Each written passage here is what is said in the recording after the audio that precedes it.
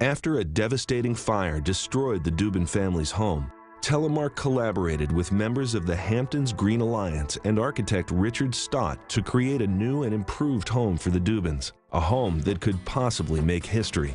The new design has the potential to receive the highest LEED score in the country. LEED stands for Leadership in Energy and Environmental Design. Because the luxurious design of the new home is larger than most standard LEED-rated homes, Telemark will have to go beyond the regular qualifications in order to achieve the score they need to be the top in the country. We're blowing in closed cell and open cell insulation into the house to create an airtight envelope. The foam lock is a spray polyurethane foam insulation. It seals the building envelope. One of the things that people take into account is the R value of insulation. R value ratings measure an insulation's ability to resist heat flow. The higher the R value, the more effective the insulation will be. Fiberglass is somewhere around 3.5 R values per inch. The closed cell foam that we have here in this attic is about 6.5 per inch, more than almost double than what fiberglass would give you. Also on site today is Rich Manning. He is a Green Rater and verifier for the LEED for Homes program and is checking in on the progress so far. This project here is very unique because you're going for one of the highest ratings in the country. I believe they'll be one of the highest LEED certified houses in the United States. The HERS Index, or Home Energy Rating System, is a scoring system that rates a home on a scale of 0 to 100. The lower a home's HERS Index, the more energy efficient it is. The shell of the Dubin home earned a HERS rating of 25, a score almost unheard of for a home of this size. In order to achieve this, Telemark had to work closely with Robert Delfino, an energy auditor. The process of Energy Star and the HERS rating is that we sat at the beginning of the house at the design stage when you're drawing your homes. And we come in and I have to look at all facets of the house. One potential issue was the possibility that the home would be so well insulated that it would make it difficult to get fresh air and ventilation. Delfino's solution to this problem was using something called ERVs, or Energy Recovery Ventilators. What that does is an inside-outside air exchanger. We'll put a fan in the front door and we'll depressurize the house and we'll get some readings. We'll measure that and then we'll set those ERVs to exchange the air so many minutes per hour. And that'll stabilize the house from being it too tight. Another measure to be taken to reduce energy usage was the installation of high-efficiency windows. Provided by Green Mountain Window Company, these windows are both Energy Star and NFRC rated. From the very beginning, Telemark and the HGA team were leaving no stone unturned in the design of the Dubin home. Insulating the home soundly while maintaining efficient air circulation was an exciting first step for Telemark and the HGA. Sandra visited the site almost daily to keep close watch on the progress of her house. While the house was being built, I was here probably every single day. It seemed almost like minute by minute I watched the house. The anticipation of the Dubins' new house sparked excitement and compassion from members of the community who came to help and learn about the new technologies being implemented. I'm learning about LEED technology just with everybody else, and it's really pretty cool.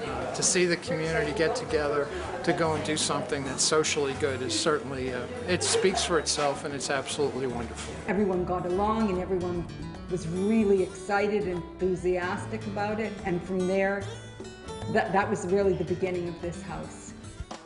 Construction on the new property is nearly complete. The phase that we're entering now in this project is quite an exciting phase. Now we start taking this envelope that we created and making it energy efficient. Instead of adding solar panels as an afterthought to the finished project, architect Richard Stott incorporated them into the initial design of the house. Thin film solar panels, which are easy to apply and almost invisible, grace the front of the house. Standard solar panels live on the back.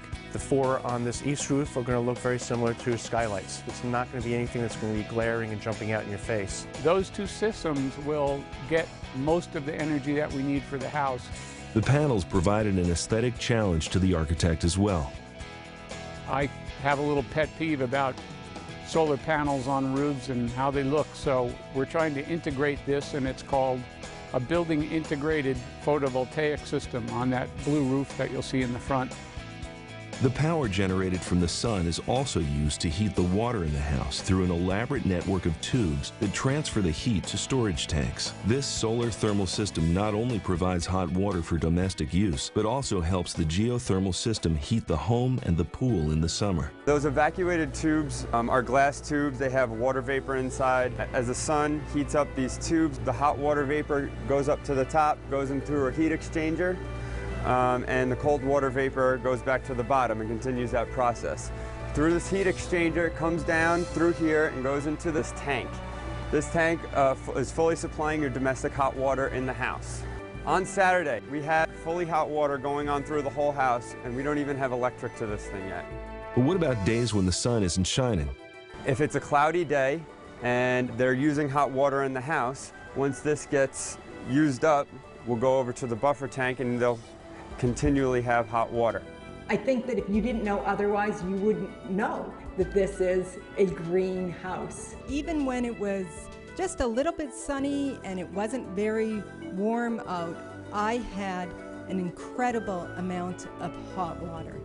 LED lighting played a key part in the additional energy savings and is used throughout the house. The impact of this technology on electrical usage is quite dramatic. We sought to reduce the amount of electric consumption by implementing LED lights. The U.S. Department of Energy shows that household lighting can account for approximately 21 to 25% of total electric consumption. LED lights use 85% less electricity than conventional incandescent lighting. For the Dubin house, the total electric usage in the home will be reduced by 18 to 21% by doing nothing more than changing the light bulbs. The best part? LED bulbs last up to 20 years. It may seem like the Dubin house can't get any smarter, but it can. It is, in fact, as smart as a high-end automobile. By connecting motion sensors to a smart system, this house knows, gee, no one's home. Let's automatically set the thermostats back to 55. Let's turn any lights that have been left on off. The Dubins will even be able to call the system on their way home and have the heat turned up and the porch lights on when they arrive. What we have in this house is a whole house smart system. So we have a control panel here, and you see the buttons that we can control lights, we can control security, temperature, we can do sound system. What also we have the ability to do is tie this system into other systems so that we can increase the efficiency of the house. We can also do it remote. You can do it from your iPhone and computer, anywhere you are. With the integrated solar energy technologies, the team is optimistic they will reach the goal of net zero energy usage. What remains to be seen is how the Dubins will react to this smart, efficient, and truly one-of-a-kind home.